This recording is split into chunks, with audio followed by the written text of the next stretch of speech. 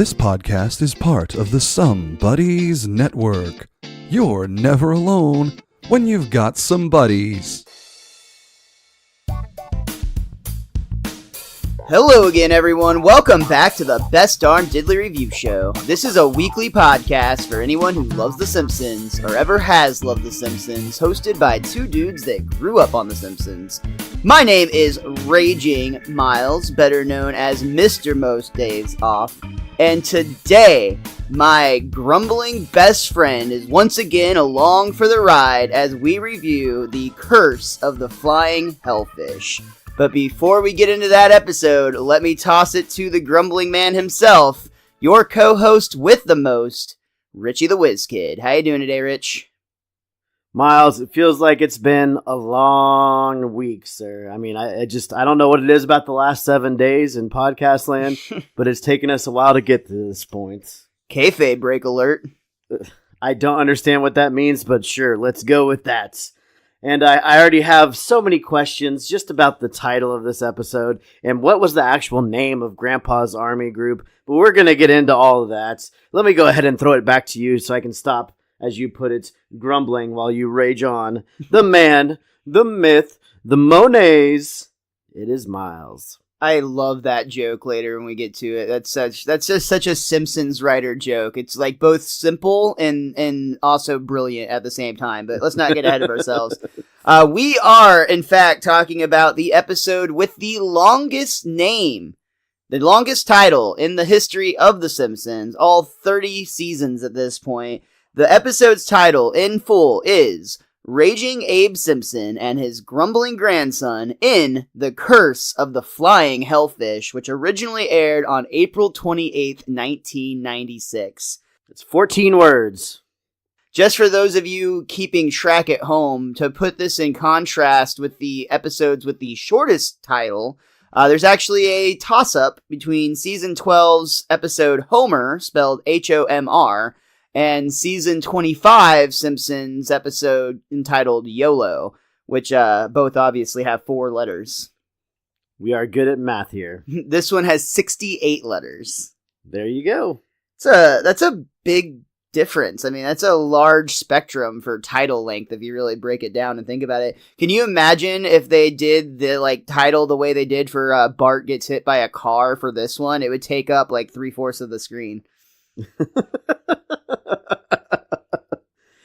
I want to know, is it flying or is it fighting, Miles? I don't. Do we wait to get into this later on in the episode? Do we talk about it now? If we can go ahead and talk about it now. I was gonna wait till we got there, but hell, what's the point of staying in order? Hellfish. Let's get into it. Let's get into it. So let me go ahead and just turn to that page in my notes since I wasn't prepared for that yet. But since you brought it up, I think it's a really good point. In fact, let me just go ahead and bring up the commentary track real quick, because, of course, we were joined by the showrunners, Josh Weinstein and Bill Oakley. We also had the supervising director, David Silverman. We had Jonathan Collier, the writer, who just, I thought it was interesting that he was also the writer of Lisa the Iconoclast, which was also a very history-based episode. So he's kind of got a historical touch to his script writing, it seems, or he likes to explore the past of the Simpsons universe. That's really cool because like that Lisa the Iconoclast episode, I took kind of a somewhat historical note at the ends of the episode. So I like this guy. And what was unique about this commentary track was Jeffrey Lynch wasn't actually originally introduced, but at the point that we'll get to early on in the first act, where we first see that there's a little bit of a discrepancy in what the unit is called. Is it flying, as the episode implies, or is it fighting, as we see written and tattooed on several people? So they actually paused the episode. There wasn't really any notice other than suddenly they are introducing a new voice about halfway through the first act. And Jeffrey Lynch, the animation director for this episode, was actually called in to shed some light on this exact topic. And essentially what had happened is they had originally written it as the Fighting Hellfish, and they started because there is a lot of animation that had to be made specifically for this episode, like we've talked about a lot anytime the Simpsons characters are exploring new parts of Springfield or new areas entirely. In this case, we had a lot of action sequences, and almost everything was outside of a normal Simpsons setting. So they got started early on the artwork, and eventually somebody changed it to flying, but everybody loved that tattoo and that insignia so much of like the bicep flexing fish.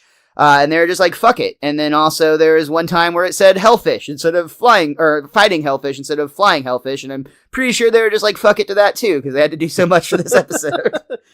Well, if you notice too, towards the end of the episode, when Bart's yelling at Burns, he just says, I think like you're a disgrace to the Hellfish name. And I like how they didn't clarify what kind of Hellfish.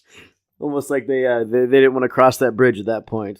I like the idea that you just gave me there is there was actually both the flying and the fighting Hellfish, and Abe Simpson and Monty Burns just happen to be members of both. There's the Army guys, and then the Navy SEAL. Well, no, that would be, what's the other one I'm forgetting?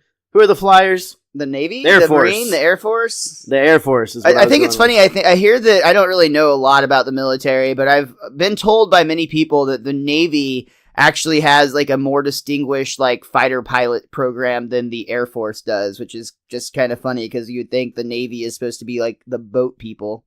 The floating Hellfish. Yeah. So getting into this actual episode, once again, another episode, I think like legit like 6 or 7 in a row now, if not more. Honestly, I don't have an exact number, but there is no chalk gag on this episode. We do get the repeat couch gag of Homer pulling the drain in the middle of the living room, which causes like the animation to essentially swirl down just like water would in a bathtub. It's a cool one. I like it. They're letting anything go in this episode, man. They can't get the name right. They can't get the characters right. It's a disaster. Yeah. You know what? Since you said that, I know you're joking, but no, that honestly makes me think about. What do you remember about this episode in terms of watching it early on, like not watching it on repeat recently if you've caught it in the 600, but when you were a kid, describe how you felt about this episode. I loved this episode. I absolutely love this episode. It gave you respect for Grandpa, which is weird, but it also gives you a lot of not respect for Grandpa at the beginning. Yeah, it'll literally have my favorite grandfather, Abe Simpson moment in the history of the show, which is right there what you said. I was going to say, I think we might have a agreement on that one. Like, that has always been the one, that whole little exchange with him and Burns. But also, like, when I was a kid, there was something about Bart getting kicked into the safe and him, like, being near drowning that, like, always got to me. Like, oh my gosh, like, I know he should be saved, but I always felt so, like, jittery and tense watching the safe sink to the bottom. Dude, and no, that's 100% legit. I mean, that's a dark moment, really. And even the commentary points out, we're jumping all over the place on this, but the commentary even points out that that's one of the few moments that Monty Burns is actually like murderous. Like, he's not just despicable and kind of an ass, but he actually is attempting to murder a child, which is about as evil as he gets. So it's a very dark but it makes moment. sense, Miles. I mean, a child of the same family tried to murder him, so it's fair game. Mm-hmm. Just sweet revenge. Yeah. No, I'm 100% with you though, dude. Like, this episode I remember loving so much. Like, honestly, at a point I might have declared this being my favorite episode when I was younger, just because I love the adventure of it so much. It was really cool. It had almost like an action movie-esque, like, especially with the way, like, again, I was such a huge Bart mark when I was a kid that, like, the idea of, like, this family member that, or, like, a lost friend or anybody that, like, you didn't expect to have this incredible backstory, and then the next thing you know, you're on an adventure with him. I mean, that legit sounds like Indiana Jones or something. Man, I'll tell you, when the movie The Monuments Men came out, and I saw it in theaters, I was thinking about this episode the entire time. The movie with George Clooney and what's his face, Garfield. That's the worst movie. Bill Murray. That's the worst I wasn't role sure to bring if you meant up. like Andrew Garfield or Bill Murray playing Garfield. Bill Murray playing Garfield, but the movie where they go to steal back. Wait, hold on. Bill artwork. Murray, and you think of Garfield. Like, I know, that's why I said that's the worst role to pull up. I'm sorry, I didn't even expect that. But like, yeah, there's so many options you had there, and It's been so long, Okay. Miles. I forgot how to do this. I guess I don't know. I'm not gonna say anything, but I legit hope the internet roasts you. Yeah. And you can always make that joke at Bill Murray's expense. But, that whole movie about them stealing artwork back from the Nazis, like, and then when I rewatched this episode for the podcast, I kept thinking, oh, this reminds me of Monuments Men. And I thought, that's backwards. This came out first. And remember when you watched that movie, all you could think about was this episode. So, like, this episode was always so much fun, and as a kid, even, it did always bother me that we were so close to getting Hitler, and it's all Mr. Burns' fault. I love the hat spinning thing, though. Again, goddamn, we are just a kaleidoscope. It's okay, in Miles. This It's episode. okay. Let it flow. I haven't actually seen that movie, though, so I'll have to check that out and see if I agree on that, though. But based on our perception of this episode in general, I feel like we'll probably agree on that. But since you also brought up the artwork, I'm going to go ahead and talk a little bit about that, too. I promise we'll eventually get into this episode. But, hey, we covered the chalkboard and the couch gag, so we're good. Absolutely. Once again, on the commentary on this episode, they talk about how the writer came to get the idea, and it had to do with a couple of things. The first part of it would be that in the news, there was actually a lot of stories popping up about found art from World War II. So art that was originally thought to had been lost or stolen was popping up, and it turned out at least part of that was true. So they were finding all these, stolen artifacts. And they also, if you recall, we've talked a lot about how Bill Oakley and Josh Weinstein really wanted to explore the auxiliary characters of the Springfield universe. And probably one of the most ignored members of the Simpsons family had been Abe Simpson. And then in this world, they just figured that would be a perfect pairing with Monty Burns because they would have been of the right age to essentially have actually fought in World War II. So they went with that idea. And then the tontine, or tontine, it's a French word. We'll get more into it a little later, but they just so happens, there was literally two members of the staff. One of them was Bill Oakley or Josh Weinstein. Now I'm blanking on which one it is. One of them, I want to say it was Bill Oakley, had watched an episode of the Barney Miller Show, or it just happened to be referenced in that. And then another member of the staff had read it in a Robert Louis Stevenson novel. They couldn't even remember which one, but they were confident it was by him, and they had read it when they were a kid. Nobody else on the staff had any idea what that was. So it was just this fun framing device that they decided to play with. And essentially these three ideas just really fit well together, and this story evolved from there.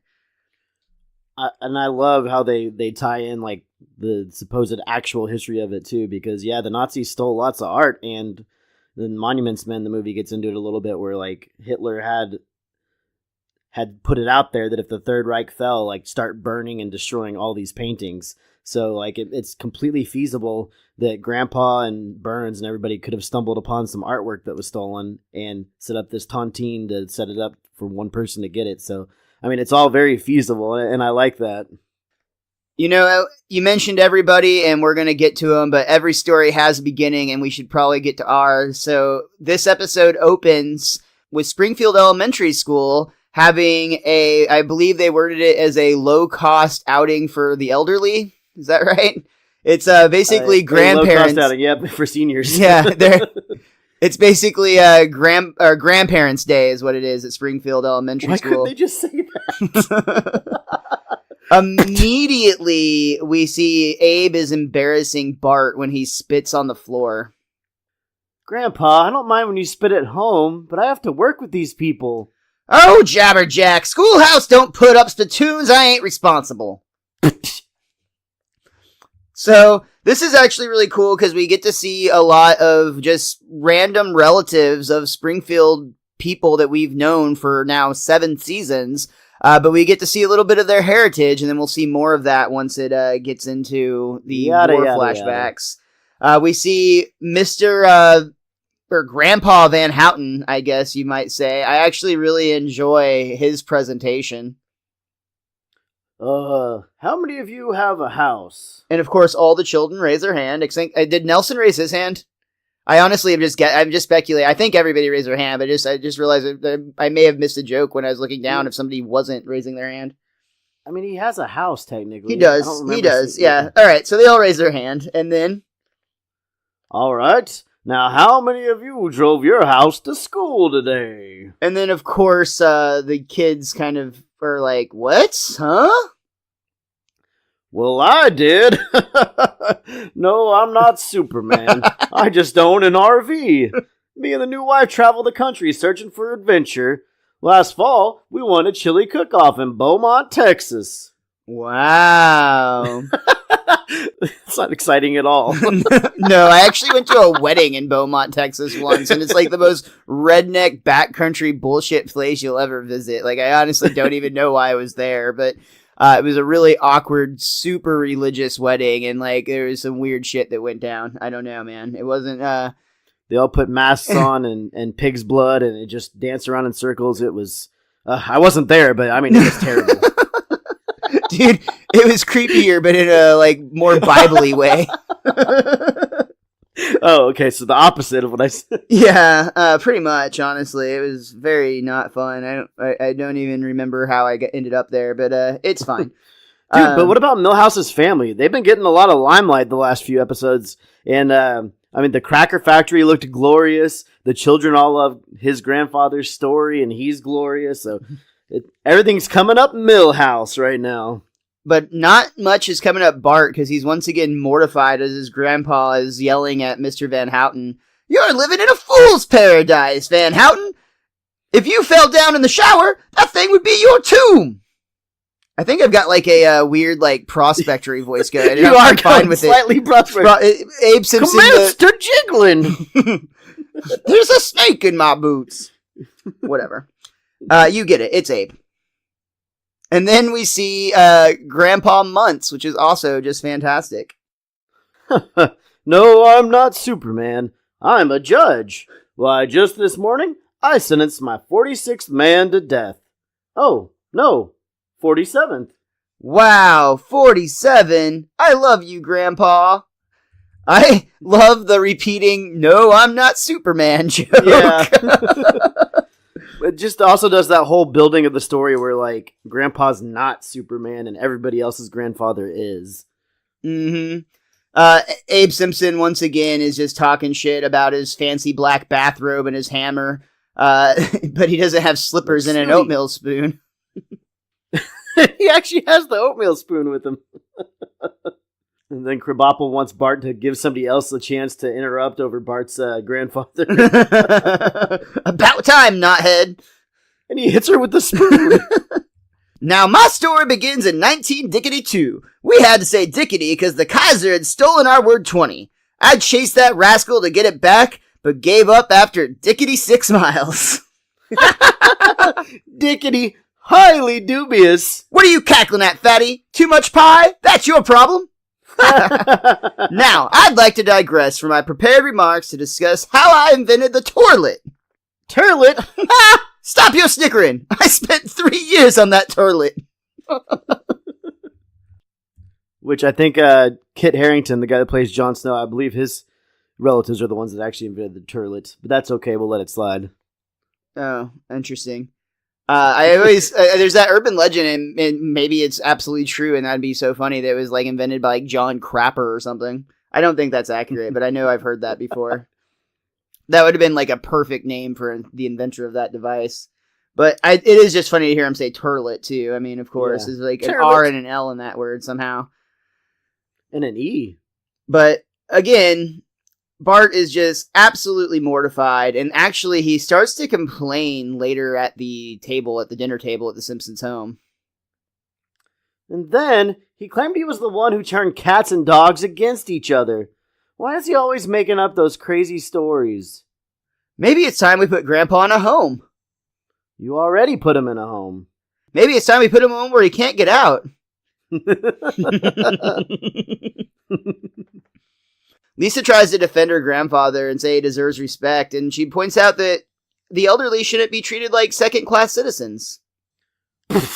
Second class? What about Social Security, bus discounts, Medic alert jewelry, gold bond powder, pants all the way up to your armpits, and all those other senior perks.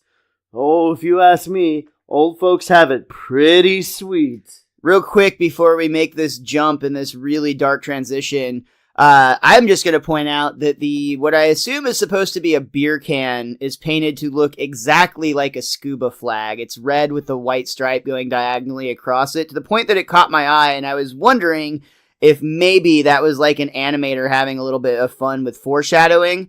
But it could also just be entirely a coincidence because they didn't mention it. I didn't find any notification about it at all. It was just an observation that I made. And I just thought it was interesting because, of course, the big finale and climax is, in fact, a scuba sequence. But the design is simple enough. I will totally admit it could just be not related in any way. And you do kind of always have scuba on the brain, so we could just chalk it up to being canon. There you go. So we hear Homer saying about how sweet his father has it, but then we actually cut and see Abe in the retirement castle, and it looks pretty dull. He's got a couple of flyers that he goes through. The first one was consider burial at SeaWorld. That's the last one, isn't it? I don't remember. Yeah, so consider burial at SeaWorld is the last one, but there's two more. One of them was run, don't walk to like Jerry's Cane World or something like that, which is just hilarious. And I feel like the first one was about like cremation or something. I don't know. It was dark, but either way, its idea is to show that the Abe is basically just on a bunch of mailing lists for like what you will do at the end of your life. Yeah. And there's nobody there with him, and he's in a dark and grimy little room, and it does not look all that sweet, as Homer put it. But Abe does have one more piece of mail, though, that came along with those dark flyers, and this one is actually specifically addressed to him. What? It's from the Fighting Hellfish, and it just says, simply, Asa Phelps has died. The seventh Hellfish is dead? That means the fortune's almost mine. And we immediately cut to Asa's funeral ceremony, where Abe is the only one present until none other than Monty Burns shows up. And during Reverend Lovejoy's, eulogy, or whatever that is, he pulls out a string, Monty Burns pulls out a chain key and just shows it to Abe. And then Abe counters by pulling out his key, but it's attached to what must be at least 8 feet of shoestring. And nods in agreement. Asa Phelps spent his entire life in Springfield, except for a 4-year service in World War II and 1 high school day trip. He worked at the United Strut and Bracing Works as a molder's boy until he was replaced by a moldermatic and died. Ugh. God damn, this episode is dark. Yeah. We see Lovejoy leave, and that just leaves the 2 elderly men to talk in the rain as they are taking a look at a giant hellfish statue. And this is actually where we do see the insignia that does say the Fighting Hellfish, even though everywhere else they are referenced the Flying Hellfish, I do believe. Mm-hmm. Or possibly in the letter it also said Fighting. Now I don't remember. Either way, they're pretty much interchangeable at this point, as we They go back and forth. Yeah, definitely flights or fights. Either way. They fight, they fight, they fight and fight and fight. Fight. The hellfish do all those things. So without speaking at all, they both insert their keys into a couple of locks in this circle dial that already has 7 other keys in it. And when they open it up, they have a piece of paper with a list that they're able to basically all but their 3 names are there, and they cross off Asa Phelps. There, Simpson. 7 gone. As soon as you're in your press-board coffin, I'll be the sole survivor, and all the treasure will be mine. Over my dead body it will! Oh, Simpson, can't you go 5 seconds without humiliating yourself? And in this moment, we see Abe's pants fall to his ankles. He's wearing polka dot boxers, and there's the classic boing sound. How long was that?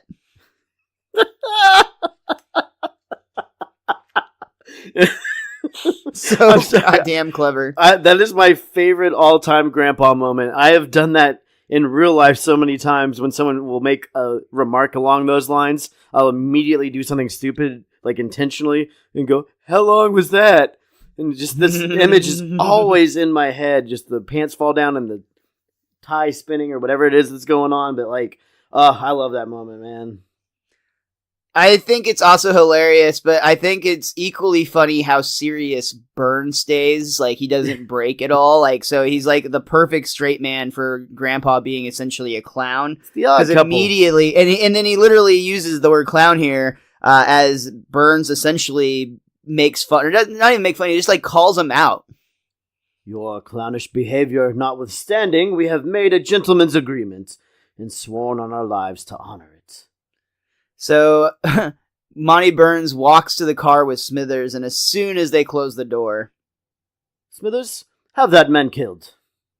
And as they drive away, we get the perfect ending to the end of Act 1, as Grandpa's pants make the same motion down to his ankles, same boing, and same just sullen image of Grandpa standing there in his polka dot boxers and a trench coat. And that, in fact, brings us to the end of our very first act, but we will be right back with Act 2 of, I'm just going to say, The Curse of the Flight or Fight Hellfish. Hi, I'm Mr. Most Days Off. You might remember me from such podcasts as the 50th Podcast Celebration Show and the Michael Price interview. I brought a friend along today to talk to you about an exciting new product. Hi, everybody. Hi, Richie the Whiz Kid. Miles, did you know that most people don't know where to get cool pop culture shirts? I had no idea. If you go to popthreads.com, you'll find a great selection of t-shirts, and if you use the discount code Simpsons, you could save 15% on your order. And that's good news for everybody. That is good news for everybody. And did you know the shirts are also inflammable? Richie, that means they catch on fire. I had no idea! Help support the Best Darn Diddly Review Show by using our discount code Simpsons at popthreads.com. And do try to stay away from open flames. Bye, everybody. Hey guys, I'm here to talk about a serious problem today. One that can affect us all, but it's also a problem that can be fixed with everyone's help. I'm Richie the Whiz Kid, and I'm talking about podcasts. So many podcasts in the Somebodies Network need your help. They are being malnourished. Some are living in terribly harsh conditions, and some are Canadian. But with your help, a corner can be turned for these poor podcasts, especially in regards to Best Darn Diddly. You can go to popthreads.com and use the code Simpsons at checkout. Or you can buy Best Darn Diddly merch at tpublic.com. Most importantly, you can go to patreon.com/bestdarndiddly to donate now for as little as $1 a month. For less than 4 cents a day, you can bring a smile to these poor podcasters' faces. So let's work together to end the poverty of these podcasts. Let's be honest, you were probably just going to get a Krusty Burger with that dollar anyways. Cut to the pictures of starving podcasts.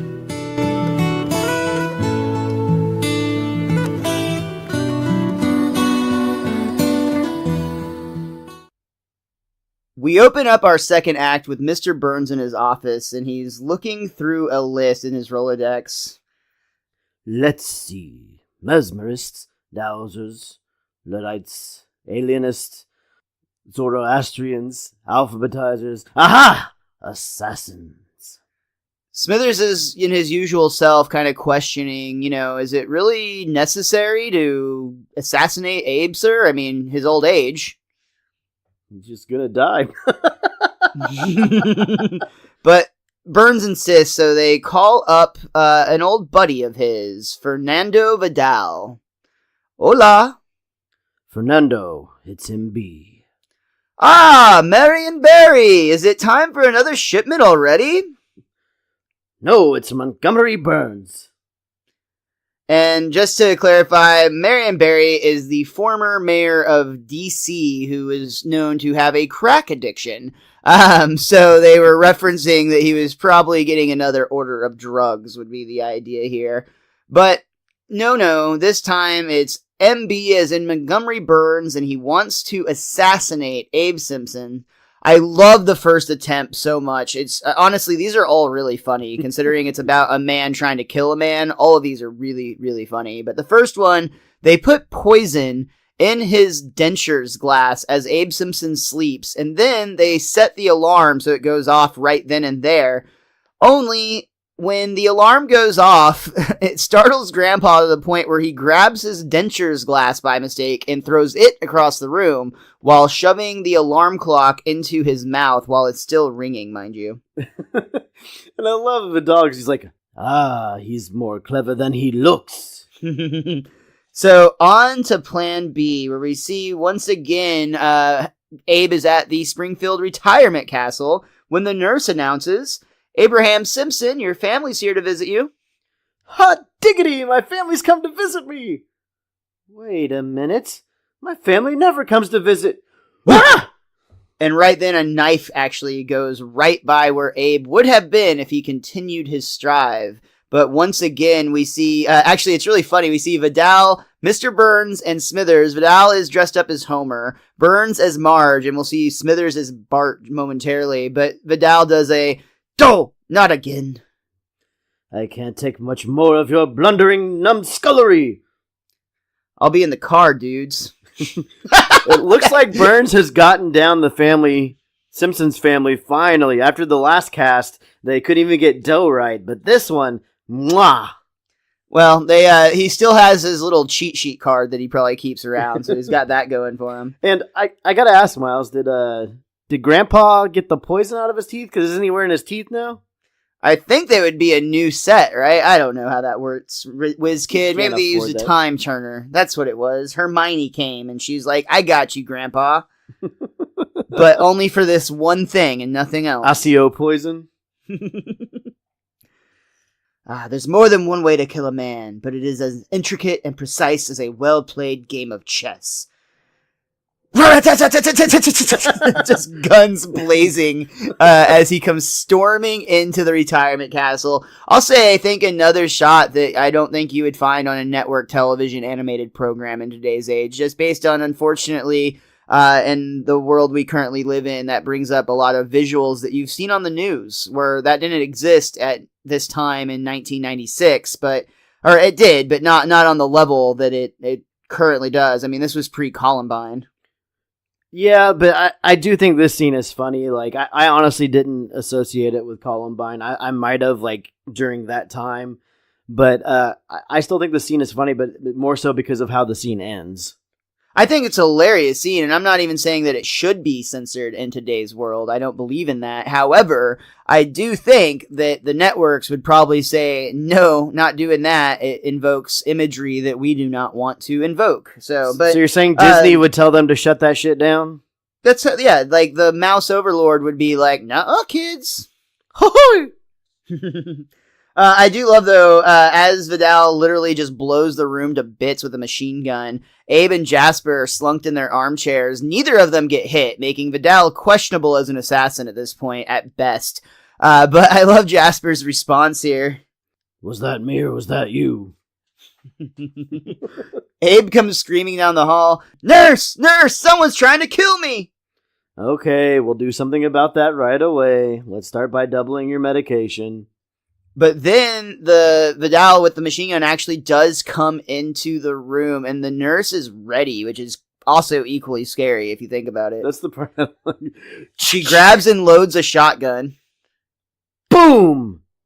Our residents, boom, are trying, boom, to nap. Boom! And it scares them off. It works. It does the trick, absolutely. And Abe has time to flee, so he goes to the Simpsons' home where he is pounding and screaming and beating on the front door while Homer, Marge, Lisa, and Bart are all just sitting in the living room, basically ignoring him. Let me in! Someone's trying to kill me! Sweet, merciful McGillicuddy, you gotta open the door!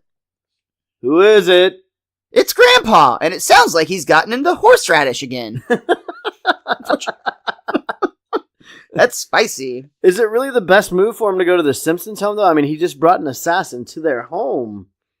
Yeah, he's not really thinking of his grandkid's safety at this point. Or he just knows that his son is unbreakable and his granddaughter's a magical wizard. Maybe that's the case. But once again, Abe is telling his wild story at the dinner table, and nobody believes him. Lisa's like, maybe we should moisten your washcloth, and Bart's just, rolling his eyes. But when the conversation comes to where are we going to put Grandpa, immediately everybody has an answer. Bart's room. Bart's room. Bart's room. Dumpster. And then there's this wonderful transition shot here because the next shot we actually see is in fact the dumpster, but we peer back to see that Bart is leaning solemnly out of his window looking at the dumpster while his grandfather is making himself at home in his bedroom. Oh, he was so close, Miles. Sorry to crowd you, boy, but I'll let you in on a secret. Burns is after me because he wants the Hellfish Bonanza. Look, if you're gonna stay in my room, could you at least stop making up gibberish? Gibberish, eh? Then what's this? And he shows his upper arm. Wrinkly gibberish? That's a great line, too, honestly. But Grandpa unfolds his skin to show that it's actually that insignia of the flying hellfish. And we cut back to 1944 at Ardennes, which IMDb points out that this entire war sequence is actually based on the real-life World War II battle, the Battle of the Bulge, and that the helmet that Abe Simpson is wearing would imply that he is a master sergeant in the army. Ooh. Good old Abe. This is also just another great expansion of the auxiliary Simpsons universe because we see this great tie-in where it's a lot of the ancestors of the Simpsons residents, like Chief Wiggum, Skinner, Barney Gumble even, but they're also very much like typical stereotypes of like the type of war movies that had come out up to this point, like especially Ox. Ox is a great character, yeah, but I was actually going to say the movie. And I'm totally blanking on it. I really enjoy that movie, too. Yeah, you're talking about Full Metal Jacket. Yes, that is exactly what I was talking about. But it's not exactly that, but it's got those same type of parodies. And you even see him in, like, a movie like Forrest Gump. But, again, it's done by the voices of, like, Skinner, Wiggum, Barney. It's really, really great. I have two things about this little interaction that goes on here very briefly. First of all, it always bothers me that like Burns and Grandpa don't seem to have known each other in past episodes, when in fact they were very involved with each other's lives. So maybe there's in the tontine, there's some kind of do not interact with each other to impact the outcome of the tontine clause somewhere, maybe, because they seem like they never recognize each other up until this point. It's just like Brett and Owen Hart, whenever they were feuding, they would have to pretend like they hated each other in public, even though they were like really like close brothers. But like if they got seen at an airport, they would be screaming and yelling and cursing each other, like pretending they wanted to get at each other because kayfabe was real, damn it. Because wrestling's fake. Gotcha. Okay. Sir. Sir, I really want you to get roasted by the internet for this. You have sinned in an unforgivable manner at this point. It's still real to me, damn it. Who's going to win WrestleMania's main event, Miles? The man is, of course. I thought the main event was being done by women. Yeah, and one of them is the fucking man. Oh, okay. Well, I mean, anybody can be anything these days, so that's awesome. Good for the man. Get on with your other facts. It's that Sheldon Skinner looks a lot like a Tanzarian than he does a Skinner. Oh, interesting. You're just blowing holes in this storyline, Richie. So I wonder if it's just Grandpa's memory, and he just associates Skinner nowadays so much that he's changed what actually happened in his mind. That could be. But Woohoo, via the wrestling! flashback, we hear there's Iggy Wiggum, we see Sheldon Skinner, we see Arnie Gumble, we see Griff, Asa, Ox, and Etch. But of course, every unit has to have a troublemaker, and in the case of the Hellfish, it was the cocky little private named Montgomery Burns. We see Burns is actually being carried by two other men, but it kind of looks like he's dead, but he starts to stir and to wake up. Hey, you said you was dead. Burns is like, yeah, dead tired. Oh, so corny, but really funny. Oh. But also, we cut back and see that Bart is like, yeah, whatever, Grandpa. I'm tired of your bullshit. Like, you didn't boss around the most rich and powerful man in Springfield. All right. And Abe actually starts to, like, really dive in. Like, he is trying his best to convince his grandson that this is a real story. In fact, they got busted for obstructing a probe from J. Edgar Hoover, and they got stuck with Monty. That's how Monty got knocked down to being a private. It was because he was the one that obstructed the probe. That's what it was, and this is actually where we see how that happened.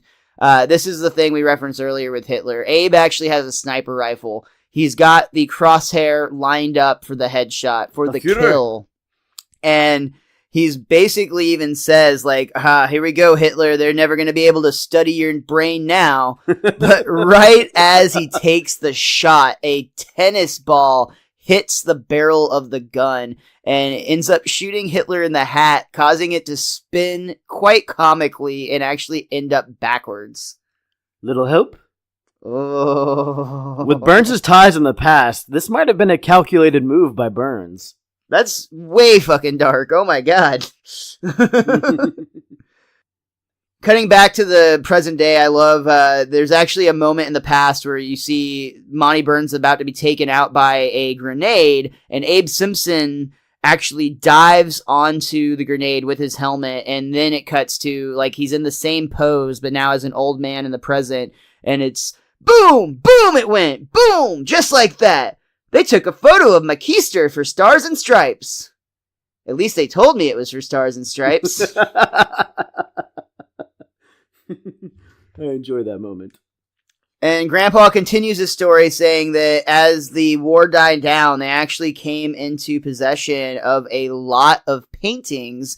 And even though the law said that they should leave it there, Mr. Burns makes an accurate point for once. He does mention that if they leave them there, it's just going to be the Nazis that are going to pick them up. So if they don't take them, the enemy will. Think of what a guy could get himself with that kind of scratch. Yeah, I could buy chicken dinners 3 times a day, says the elder Skinner. You want me to take that line so you can do Wiggum? It doesn't matter. If you want I to, can buy a brand new Studebaker, one with a fan on the dashboard. I could pay my way into high society. Well, I don't feel right about it, but I could use a nest egg for retirement. I'd hate to wind up in one of them old folks' homes. Another dark, grim moment for Abe. I know. He's so collected and awesome, and you're like, what happened? And what ends up happening is Burns suggests a tontine, which is a setup essentially where you all agree to lock away the treasure until only one person is left alive. They all sign the list, which I love. Burns is like, we can't all sign with an X. But what's really funny is when Burns asks if anybody knows what a tontine is, Ox is there to explain it. Essentially, we all enter into a contract whereby the last surviving participant becomes the sole possessor of all them purty pictures. And Burns is like, well put, Oxford. But one thing I'll note too, again, in traditional Simpsons just go in the extra mile fashion, every single one of these paintings are based on real life paintings that were either lost or stolen in World War II. I figured they'd have a note about that, Miles. That's just I love those little details that most people probably would never notice, and I wouldn't have known unless they pointed it out in the commentary. But Abe finished his story. They sealed up the paintings, knowing that only one of us would ever look upon them again. And then he says, Ox was the first to go. He got a hernia, carrying the crate out of the castle. 5 more men died in the Veterans Day float disaster of 79, which immediately made me think, did Burns have something to do with that? Like, is he trying to get the leg up at that time? But they never go back to that. But now with Asa gone, it's down to just Abe and Burns. Great story, Grandpa. Could have used a vampire, though. Night. And it's actually a little bit sad again. They do a great job with the emotional yo-yo on this one as they get you down in the dumps right before they pull you right back up. Because Abe is actually, like, just more depressed than anything about the fact that his grandpa thinks that he's just a quack and a loser and that he doesn't even believe his story. Yes, his grandpa would think that about him, Miles. His grandson. Eat it. You knew what I meant. I want to know, like, isn't Burns rich enough where the paintings are meaningless at this point?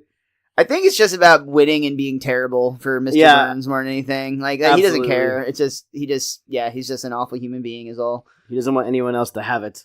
Yeah.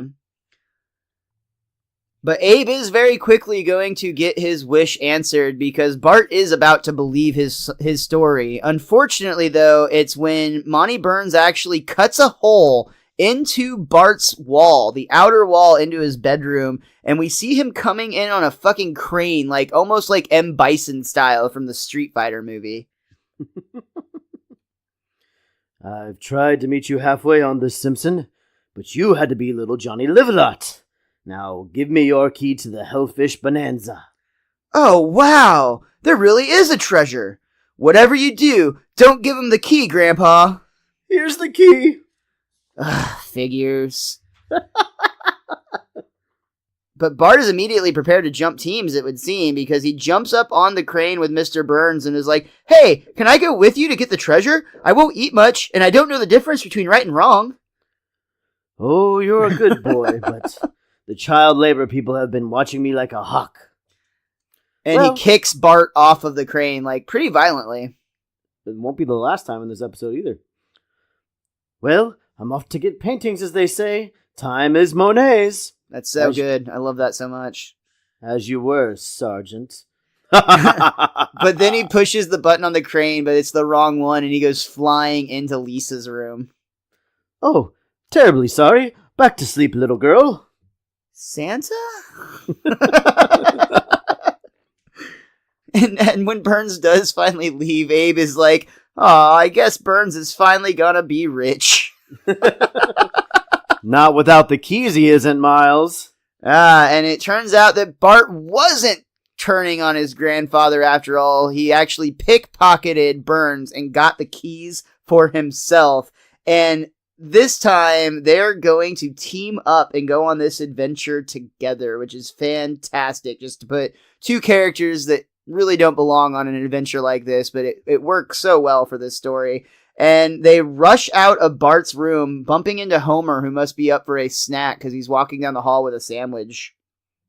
Where are you two going at this hour? On a treasure hunt. Ooh, can I come? Only if you're ready to stare danger in the face, put your manhood to the ultimate test, and take... Pass. I love how they get the other Dan character out of it, though, so that like he's only having to focus on one character. He doesn't have to do like what he did in the sex tonic episode. Like I like that they let it stay Grandpa and Bart, and they didn't have to include Homer in it. Sure, I would agree with that. You know what? I have a feeling this last act is going to go by super fast, so I'm just going to say that is the end of our second act, but we're just going to move right on to the conclusion of the Fight or Fight Fish. We got to move on, Miles, for Ox and Asa and Griff and Burnsy. Well, not so much Well, Burnsy. maybe not so much Burnsy. We open up our third act, and it's Bart and Abe together going to the cemetery because that is where the keys fit that lock that we saw earlier in the episode, if you recall. Hey, Grandpa, do you think that the dead bodies get up and walk around at night? If they're anything like me, they have to get up twice. We see Abe is kind of explaining to Bart how all this works, and when they insert the 2 keys that remain, the eye on the statue of the fighting Hellfish, the grave or tombstone or whatever you want to call it, the eye actually opens, revealing a light, and the head starts to rotate. Abe explains that light is going to show them exactly where they need to dig. Only the light doesn't stop on the land. It continues off the cliff and out into the sea. And you get this great little, in sequence. Doe! I like that Grandpa actually, talks to his comrades in arms, even though they're all dead, just to, explain why he's doing this. And it just kind of makes you respect him a little bit more in this instance, where it's he has to do it so that Burns can't do it. He's acknowledging that he's breaking their trust in their pact, but he's doing it for a good reason. And he even says that he's doing it because he thinks you would agree that we can't let Burns get it. But then he goes back to being Grandpa when he says, "When I die, you're all welcome to visit me in rich man's heaven." That is a great little follow-up to that. It's so sincere. And it's and I'll let you visit me when I'm better than you. When I die. So when they figure out that they are going to have to get in the water, Abe suggests that Bart goes and borrows some diving equipment while he borrows a boat, and we immediately see him sawing through a chain of a boat at the harbor. And one of the best little joke segments here, I think this is a great Ned Flanders moment, because Ned actually comes outside. "Well, howdy doodly, stranger. Couldn't help but notice you're stealing my boat." "I'll bring it back." "You ever operated a powerboat?" "No." "Know anything about water safety?" "No." "What do you need it for?" "It's a secret." "Hoo-hoo! Sounds spine tingly dingling. Just promise you'll have a good time." And he actually hands over the keys. "Maud, boys, come on up. We're gonna have a little camp out in the dinghy." Yay! I'll point out too, Abe Simpson does not one time make eye contact with Ned Flanders. No, he doesn't. This entire interaction, not even acknowledging that. Doesn't give 2 shits. Yeah, it's so wonderful, so wonderful. We immediately cut to Bart and Abe on the boat. Bart is actually putting on his diving equipment, and they're coming up with the dumbest plan, but it's just a perfect Simpsons joke, one that's silly and obscure, but also funny. "Now remember the plan, boy. If you run out of air, tug on the rope." 64 times, no more, no less. Got it. No, 63 times if you're out of air. 64 is if you found the treasure. Now, you're speaking for the entire scuba world at the moment, Miles.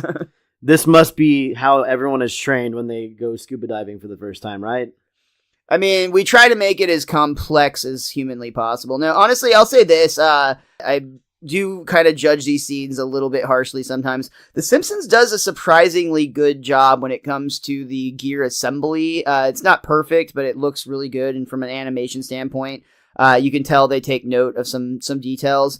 Obviously, the tugging thing is ridiculous, but there is one part that I'll mention here in a little bit when they're coming up, but we'll wait till we get there. There's one little part that just kind of makes me cringe a little bit because it would have killed Grandpa, but ultimately they do a pretty good job, I'll say. I think I have an idea, but I know nothing about scuba diving. Let's continue. Hey, Grandpa, do you think I could have been a flying hellfish?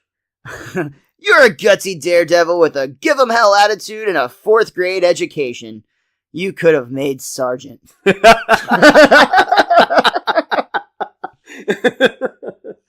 But it inspires Bart. Yeah, he gets that bolt of encouragement, and he actually jumps off the boat and starts diving down looking for the treasure. I really love, he passes some pretty funny stuff here, including a school of 3-eyed fish, a dead kayaker, and something that was spray painted with Class of 78 rules. Yeah, I was wondering if the director's commentary had any notes on that. No, I didn't hear. They didn't say anything specifically. It was just funny. Darn them. Class of 78 rules, even though it was way before our time. So this, of course, goes surprisingly well. Bart almost immediately finds what he's looking for. Abe is up top counting the tugs. Bart ties off the box down below. We hear 61, 62, 63. Oh no, 63, he's out of there. I've sent my only grandson to a watery grave. 64! He's found the treasure! I'm rich! They did well with that joke for what they could. They got it out, yeah. Yeah. Now, once again, things are just going a little too smoothly, you might say, because they get the crate aboard the boat, and almost immediately the lights go out. Uh-oh. And when they light up a flare, we see the glow and shadow of a sinister-looking Mr. Burns now standing on the boat itself, which I have to say, this was an incredible reveal. Like, just from an animation standpoint, they did such a cool job with that. I don't have what he actually says to Bart, but it sounded like an inside joke that I had no idea. Like, I had no idea what he was talking about with his little quip to Bart. I don't remember specifically what it is, but I do know that Burns essentially set him up and realized that once he had the keys, he knew where he would be and he knew where he'd find him. So he just followed him, and he's stealing the paintings for himself. And just to put a little bit of a sting on it, Bart calls him a coward and says that he's embarrassing to the name Hellfish. Oh, am I? And he actually points a gun at Bart. No, look, take the art if you want, just don't hurt the boy. I'd rather do both. Kick! And Bart is actually kicked in the chest where he goes tumbling into the crate, which seals itself and goes tumbling off the back of the boat, all in mere seconds, mind you. What a swift bit, and what a cool action shot for a cartoon show. So long, Sarge. See you at the reunion in November. That's fucked up. Yeah. And I feel like Grandpa would actually go to that too. Like, that's the part that really screwed with my head. Yeah. Like, he would just be like, That bastard killed my grandson and took my paintings. Probably not in that order. But he does have his focus on his grandson right now. He actually throws the scuba gear on himself, and he goes diving down after Bart, where he is able to catch up, open the crate, and get Bart, which I love this little sequence right here, though apparently on the commentary they said that a lot of people didn't really quite get what was happening, and they thought maybe just being underwater. But the idea here is Abe is going to give his grandson the scuba regulator so he can breathe, but because it's been in his grandfather's mouth, Bart is like actively resisting air underwater. He's like, no, I'm good. I'm fine. No.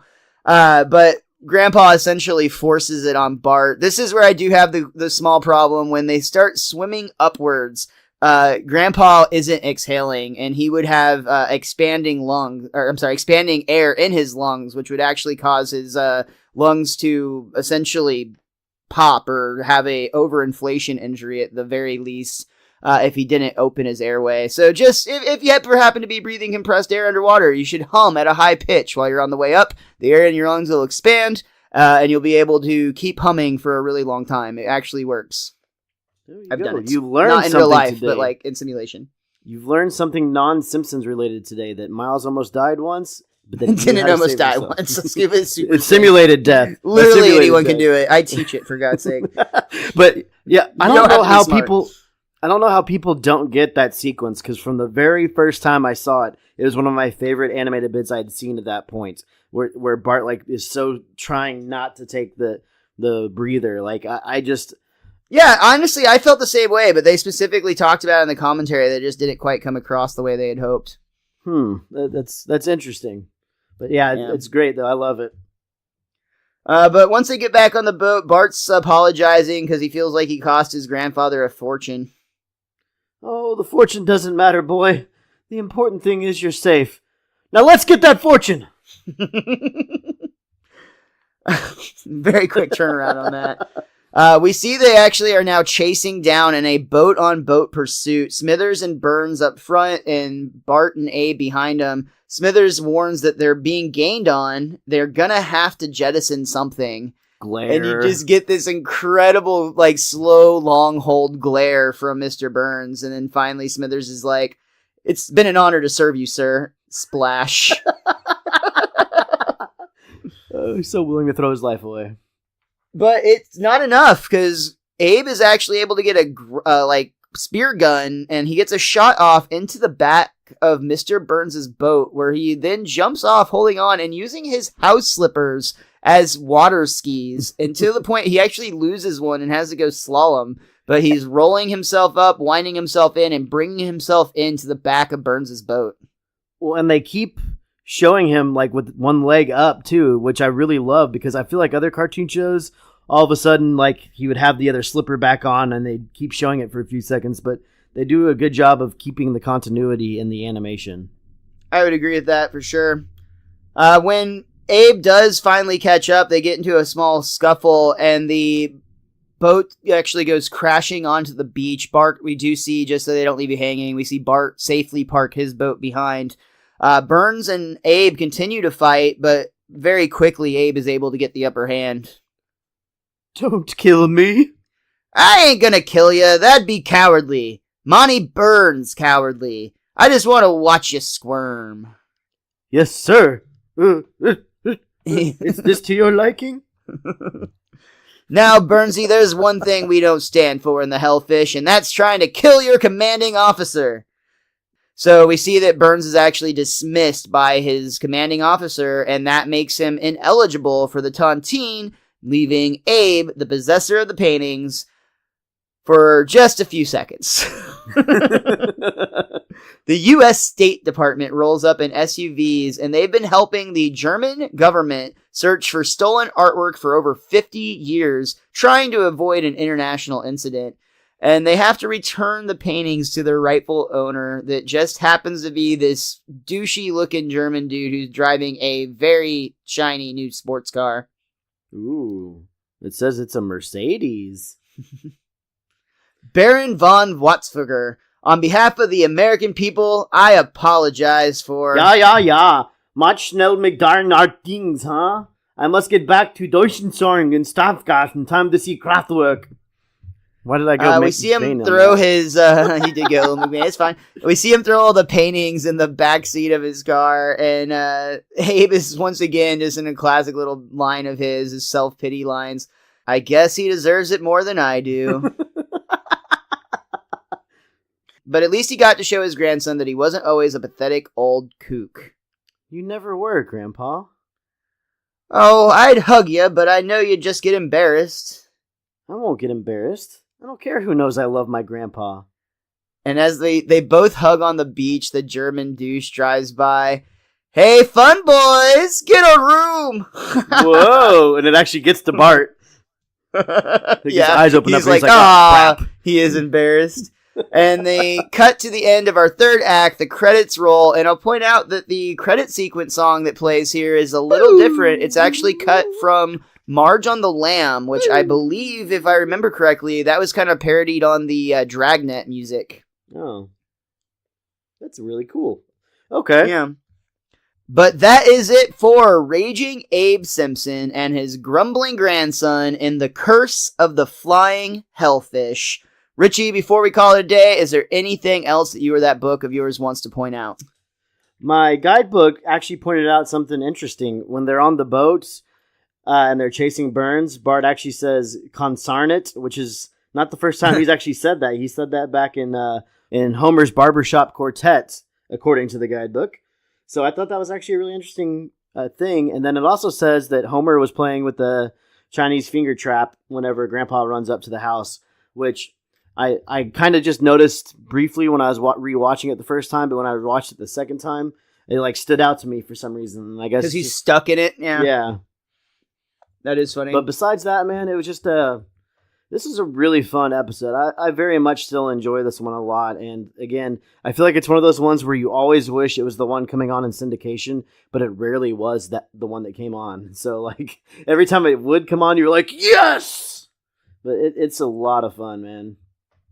I would agree with that, and I think that we often talk about how The Simpsons itself has the combination of art, heart, and smart.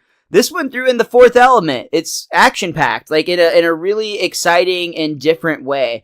And I think part of that might be because this episode of The Simpsons actually took direct reference, or not reference, but they were influenced heavily by both Marvel and DC comics. DC specifically for Sergeant Rock, in Marvel for their comic series Sergeant Fury and his Howling Commandos. So a lot of the action sequences that were, especially in the past, the World War II stuff, the subtle shift in the art style is kind of leaning towards the art style of those comic books.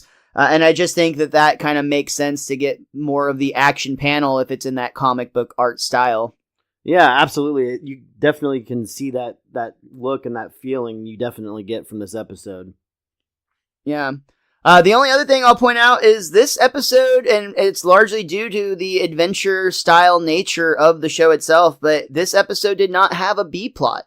It was one solid storyline, and the writers used the opportunity for the extra time that they were given to make sure to put in a few palate cleansers, because ultimately, this isn't really one of their funnier episodes. They do have a lot of jokes that are great, but in terms of beats per minute, it's a lot more action-heavy sequences than it is actual comedy sequences. But they tried to use that time that would have been allotted for the B-plot, not only to fill out the adventure and the story, the depth of this adventure, but also to give these little palate cleansers, such as the Homer bit where he's like, cuts him off, pass. The Ned Flanders bit is another great example of this. Some of the darker moments with Jasper and Abe, or just Abe kind of being down on himself. They considered those palate cleansers to, make sure that they were able to get some good jokes in as they told this story, which I think just makes this one stand out as a really unique episode. Absolutely, man. And you're getting me to really like John Collier. I'm not sure how to say his last name ever. I think it's Collier. Okay.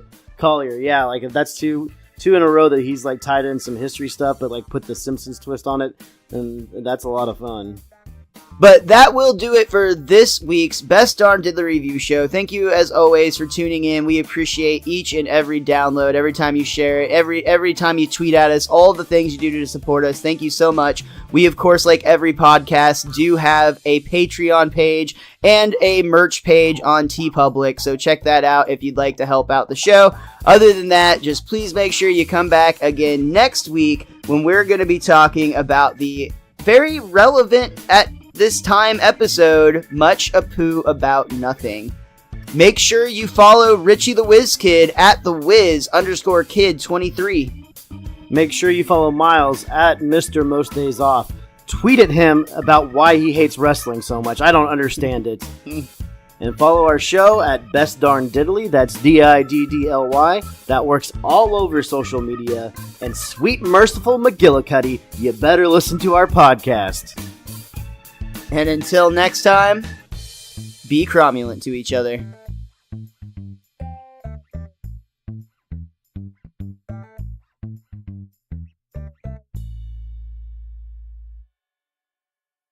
Every year, new TV shows get canceled. Some make it an entire season, and some don't even make it that far.